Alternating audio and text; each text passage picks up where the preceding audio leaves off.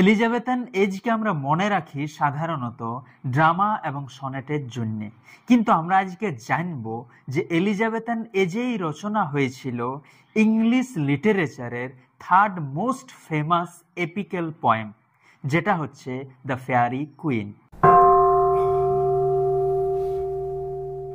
Fairy queen রচনা করেছিলেন Edmund Spenser, উনাকে বলা হয় দ্য পয়েটস পয়েট।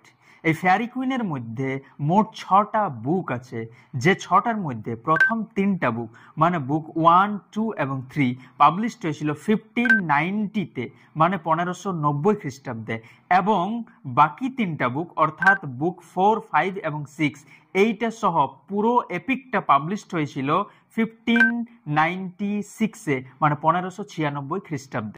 এই ফেয়ারি কুইন হচ্ছে ইংলিশ লিটারেচারের one of the longest literary work. এইখানে 36,000-এরও বেশি লাইন আছে এবং 4,000-এরও বেশি স্টেঞ্জা আছে।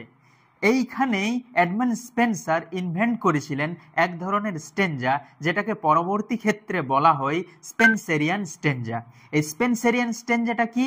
স্পেন্সেরিয়ান স্টেঞ্জা হলো এক ধরনের স্টেঞ্জা যেখানে 9টা লাইন থাকবে, তার প্রথম 8টা লাইন আয়াম্বিক পেন্টামিটারে লেখা থাকবে এবং শেষের লাইনটা আয়াম্বিক হেক্সামিটারে লেখা থাকবে। আর যেটা রাইম স্কিমটা হবে A B A B B C B C C.